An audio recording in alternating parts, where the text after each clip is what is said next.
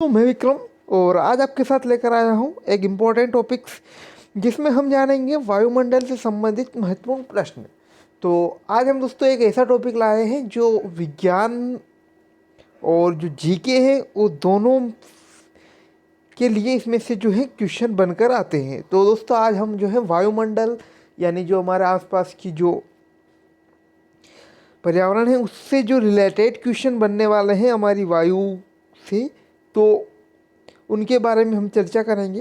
तो वीडियो को स्टार्ट करने से पहले यदि आप चैनल पर पहली बार विजिट कर रहे हो तो चैनल को सब्सक्राइब ज़रूर कर दे और वीडियो को लाइक कर दे और पास ही में बेल आइकन को भी प्रेस कर दे। तो स्टार्ट करते हैं। पहला क्वेश्चन, वायुमंडल में सबसे अधिक कौन सी गैस पाई जाती है? तो आंसर है दोस्तों नाइट्रोजन। जो नाइट्रोजन गैस है वायुमंडल में सबसे अधिक मात्रा में पाई जाती है। इसके बाद वायुमंडल का स्थायी तत्व क्या है? तो यहाँ पर है आंसर दोस्तों जलवाष्प। जबकि जो अन्य जो गैसें पाई जाती हैं वायुमंडल में अस्थायी रूप से पाई जाती हैं, जबकि जो जलवाष्प पाया जाता है दोस्तों वायुमंडल में स्थायी रूप से विद्यमान होता है। इसके बाद हम देखेंगे पृथ्वी का वायुमंडल किसके द्वारा गर्म होता है? तो आंसर है विकिरण द्वारा। जो पृथ्वी का जो है वायुमंडल है विकिरण द्वारा गर्म रहता है। इसके बाद हम देखेंगे वायुमंडल में कौन सी अक्रिय गैस सबसे अधिक रहती है? तो अक्रिय गैस यानी दोस्तों जो अगर आप आधुनिक आवर्त सारणी में देखें तो समूह 18 के जो तत्व होते हैं उनमें जो आर्गन जो गैस होती है वायुमंडल में सबसे अधिक मात्रा में पाई जाती है। इसके बाद कौन सी गैस ग्रीन हाउस प्रभाव के लिए उत्तरदायी होती है? तो CO2। जो कार्बन डाइऑक्साइड जो होती है दोस्तों ग्रीन हाउस प्रभाव के लिए सर्वाधिक उत्तरदायी होती है। इसके बाद सूर्य की तीव्र किरणों से झुलसने में कौन सी गैस हमारी रक्षा करती है? तो ओजोन गैस यहाँ पर आंसर होगा।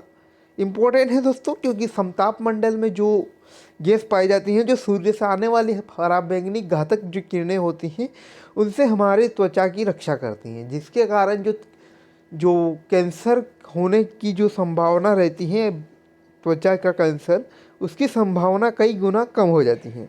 तो जो ओजोन गैस होती है हमारे शरीर की एक ढाल की तरह कार्य करती हैं। इसके बाद भूपृष्ठ से परावर्तित अवरक्त विकिरणों को अवशोषक द्वारा भूवायुमंडल कहते हैं। तो इसे दोस्तों ग्रीन हाउस प्रभाव कहते हैं। इसके बाद वायुमंडल में नाइट्रोजन कितने प्रतिशत होती है? तो यहाँ पर 78% आंसर है। 78% जो है वायुमंडल में नाइट्रोजन गैस के रूप में पाई जाती हैं। इसके बाद सौरमंडल की धरातल से औसत ऊंचाई कितनी है? तो 14 किलोमीटर यहाँ पर आंसर अपना। इसके बाद किस मंडल को संवहन मंडल भी कहा जाता है? तो क्षोभ मंडल को जो है दोस्तों संवहन मंडल के नाम से भी जाना जाता है। इसके बाद पृथ्वी के वायुमंडल का सबसे अधिक घनत्व कहाँ होता है? तो क्षोभ मंडल दोस्तों सबसे पहले जो पृथ्वी की सबसे निचली जो वायुमंडल सतह होता है तो उसे क्षोभ मंडल कहा जाता है। उसके बाद जो समताप मंडल होता है जिसमें जो है ओजोन गैस मुख्य रूप से पाई जाती है। उसके बाद ओजोन के बाद दोस्तों जो समताप मंडल होता है उसके बाद मध्य मंडल आता है, जिसके बाद उसके बाद फिर आता है वायुमंडल। क्लियर दोस्तों, यहाँ तक आपको क्लियर हो गया होगा। इसके बाद हम देखेंगे वायुमंडल में दैनिक मौसम परिवर्तन किसके कारण होता है? तो क्षोभ मंडल जो हमारे वायुमंडल की सबसे निचली सतह है तो उसी के कारण जो है वायुमंडल में दैनिक मौसम परिवर्तन होता है। इसके बाद ओजोन परत कहाँ स्थित है? तो अभी हमने चर्चा की दोस्तों समताप मंडल। तो जो क्षोभ मंडल के बाद जिनका नंबर आता है समताप मंडल, तो वहीं पर जो है ओजोन परत पाई जाती है। इसके बाद समताप मंडल में ओजोन परत का क्या कार्य है? तो भूतल पर पराबैंगनी विकिरणों को रोकना। इम्पोर्टेंट है दोस्तों ये पराबैंगनी विकिरणों को रोकना, ताकि जो हमारा शरीर है उसकी जो सूर्य की घातक पराबैंगनी किरणें होती हैं उनसे हमारे शरीर की रक्षा कर सके। इसके बाद दीर्घ रेडियो तरंग पृथ्वी के किस भाग में परावर्तित होती हैं? तो आयन मंडल यहाँ पर आंसर होगा। इसके बाद नेक्स्ट क्वेश्चन, वायुमंडल में कौन सा रसायन ओजोन स्तर की अवक्षय का कारण है? तो क्लोरोफ्लोरोकार्बन यानी CFC यहाँ पर आंसर। दोस्तों जो क्लोरोफ्लोरोकार्बन यानी जो जिसमें क्लोरीन और फ्लोरीन और कार्बन तीनों का जो होता है मिश्रण, तो इसमें जो दोस्तों क्लोरीन जो होता है वो ओजोन के लगभग 1 लाख अणुओं को नष्ट करने की क्षमता रखता है।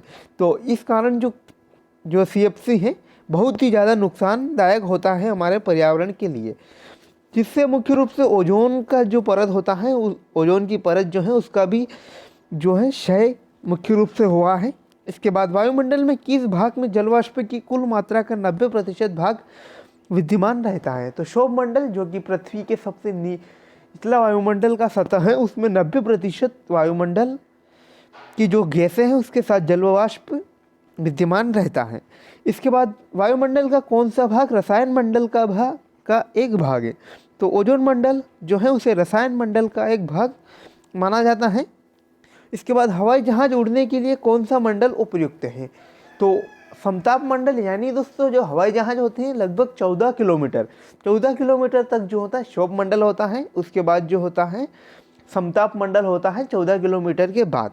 तो हवाई जहाज जो उड़ते हैं दोस्तों समताप मंडल में उड़ते हैं। और लास्ट क्वेश्चन आज का हमारा, वायुमंडल की निचली सतह पर या परत क्या कहलाती है?